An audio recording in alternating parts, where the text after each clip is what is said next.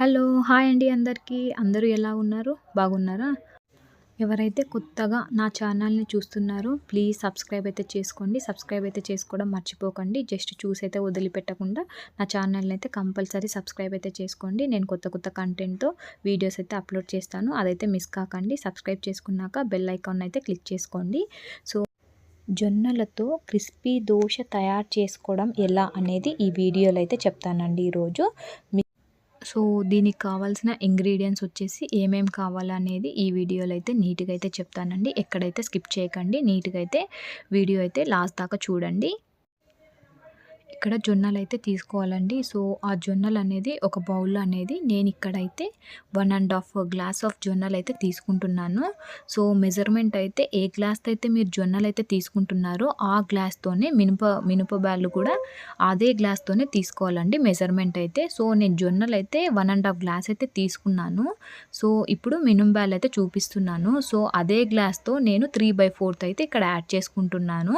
So, మీకు కావాలంటే 1 glass అయినా తీసుకోవచ్చు లేదా 3/4 అయినా యాడ్ చేసుకోవచ్చు. అండ్ ఇదే గ్లాస్ నిండా అయితే అటుకులైతే తీసుకున్నానండి. సో, అది కూడా సెపరేట్ బౌల్‌లో అయితే యాడ్ చేసుకున్నాను. సో, 1 ½ జొన్నలైతే 3/4 మినుంబాలు తీసుకున్నాను. అదే 1 గ్లాస్‌తో అటుకులైతే తీసుకున్నాను. ఇది మెజర్‌మెంట్ అండి. సో, ఇప్పుడైతే నీట్‌గా జొన్నలు అండ్ మినుంబాలు 2 మిక్సప్ అయితే చేశాను. ఒకే బౌల్‌లో అయితే యాడ్ చేశాను. సో, అవైతే నానబెట్టుకోవాలి. నానబెట్టుకున్న తర్వాత ఒక 3 ఆర్ 4 టైమ్స్ అనేది నీట్‌గా అయితే వాష్ చేసుకోవాలండి. వాష్ చేసుకోకుండా అయితే డైరెక్ట్ మిక్సీ పట్టుకోలేము. సో, ఇప్పుడైతే నేనైతే మీకు చూపిస్తున్నట్టు ఆల్రెడీ వాష్ అయితే చేసుకున్నాను. చేసేసి క్యాప్ అయితే పెట్టుకున్నాను. సో, ఇలా 6 అవర్స్ అయితే నీట్‌గా నీళ్ళల్లో అయితే నానాలండి. సో, ఇప్పుడు నానిన తర్వాత 6 అవర్స్ నేనైతే మీకు ఇప్పుడు చూపిస్తున్నట్టు వీడియోలో అలా నానాలి. సో, ఆఫ్టర్ 6 అవర్స్ నేనైతే మీకు వీడియోలో చూపిస్తున్నాను ఏదైతే. ఇప్పుడు మిక్సీ జార్‌లో అయితే యాడ్ చేసుకుంటున్నానండి. సో, మిక్సీ జార్‌లో ఏదైతే 6 అవర్స్ నానబెట్టింటామో minimum 6 hours, max 8 hours to 10 hours కూడా పెట్టుకోవచ్చు. 6 అవర్స్ పెట్టుకున్నా చాలు. సో, ఇప్పుడైతే మిక్సీ జార్‌లో అనేది యాడ్ చేసుకుంటున్నాను. సో, అలా యాడ్ చేసుకున్న తర్వాత అందులో వాటర్ అయితే యాడ్ చేసుకోవాలండి. మరీ ఓవర్‌గా వాటర్ అయితే యాడ్ చేసుకోకండి. కానీ కొద్దిగా అయితే వాటర్ అనేది యాడ్ చేసుకున్న తర్వాతే మిక్సీ పట్టుకోవాలి. గట్టిగా అయితే పట్టుకోకూడదు. సో, అందుకోసమే నేనైతే కొద్దిగా వాటర్ అయితే యాడ్ చేశాను. సో, ఇప్పుడు మీకు చూపిస్తున్నది అటుకులండి. సో, అటుకులు కూడా ఇలా బాగా నానాలన్నట్టు. సో, అది కూడా నేను 6 అవర్స్ అయితే నానబెట్టానన్నట్టు. సో, అలా పిండుకున్న తర్వాత దాని వాటర్ అయితే తీసుకోవట్లేదు. ఓన్లీ అటుకులు మాత్రమే తీసుకొని ఆ మిక్సీ జార్‌లో అయితే యాడ్ చేసుకుంటున్నాను. సో, నేనైతే ఏ విధంగా అయితే చూపిస్తున్నానో ఆ విధంగానే నీట్‌గా అయితే అటుకులు, మినుంబాలు ఆ మిక్సీ జార్‌లో యాడ్ చేసుకొని మిక్సీ అయితే పట్టుకోవాలండి. సో, వాటర్ అయితే మీరైతే బాగా పిండుకోండి. ఎందుకంటే మనం ఆల్రెడీ వాటర్ క్వాంటిటీ అనేది మిక్సీ జార్‌లో యాడ్ చేసుకున్నాం కదా కొద్దిగా. సో, అందుకోసమే ఇప్పుడైతే నేను వాటర్ అయితే యాడ్ చేయట్లేదు. సో, అందుకోసమే అటుకులదైతే వాటర్ అంతా పిండేసుకొని అందులో యాడ్ చేసుకుంటున్నాను.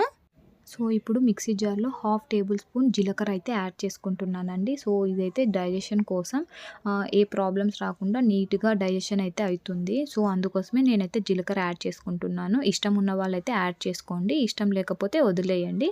ఇదైతే కంపల్సరీ అయితే కాదన్నట్టు జీలకర్ర. సో, నేనైతే యాడ్ చేసుకున్నాను. అందుకోసమే మీకైతే చెప్తున్నాను. సో, ఇప్పుడైతే మిక్సీ అయితే పట్టుకున్నానండి. మిక్సీ పట్టుకొని ఇప్పుడైతే ఒక గిన్నెలో అయితే వేసుకుంటున్నాను. సో, పిండి అనేది మరీ గట్టిగా అవ్వకూడదు.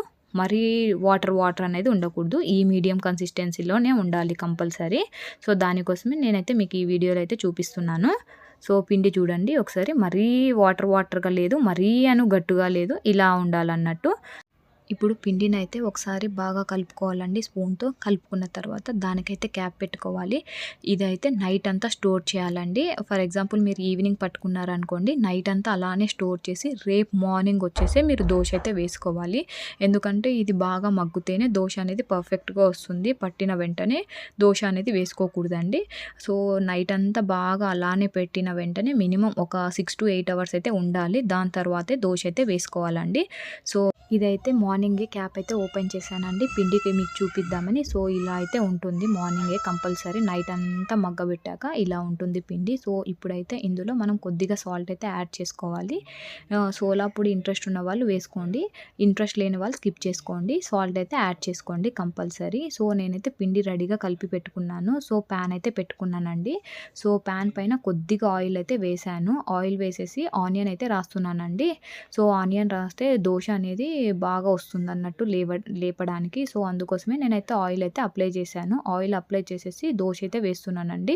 సో దోశ అనేది వేసుకున్న తర్వాత కొద్దిగా అయితే ఆయిల్ అయితే అప్లై చేసుకోవాలండి. కొద్దిగా నేను వీడియోలో అయితే ఎలాగైతే చూపిస్తున్నానో అలాగా కొద్దిగా ఆయిల్ అయితే వేసుకోండి. 2 డ్రాప్స్ 3 డ్రాప్స్ అలాగా యాడ్ చేసుకోండి. ఎక్కువైతే యాడ్ చేసుకోకండి. సో దాని తర్వాత దోశ అయితే చూపిస్తున్నానండి. క్రిస్పీ దోశ జొన్నలతో చేసింది. సో చాలా టేస్ట్ అయితే ఉందండి. ఒకసారి అయితే మీరు కూడా ట్రై చేయండి, ఎలా ఉందో చెప్పండి. ఎందుకంటే జొన్నలతో నేను కూడా ఫస్ట్ టైం అండి ట్రై చేయడం. సో ఫస్ట్ టైం ట్రై చేశాననే వీడియో కూడా తీశాను. సో చాలా టేస్ట్ వచ్చింది. సో రొట్టెలు రాని వాళ్ళు కొంతమందికి రోటీస్ అయితే రావు కదండి, అలాంటి వాళ్ళు జొన్నలతో ఏదైనా తినాలనుకుంటే ఇలా అయితే ట్రై చేయండి. చాలా టేస్ట్గా ఉంది. సో నార్మల్ దోశ కంటే ఈ దోశ చాలా టేస్టీగా ఉంది. సో ఒకసారి అయితే ట్రై చేయండి. నా ఛానల్ని కొత్తగా చూసే వాళ్ళైతే ప్లీజ్ సబ్స్క్రైబ్ చేసుకోండి. థ్యాంక్ యూ సో మచ్ అండి.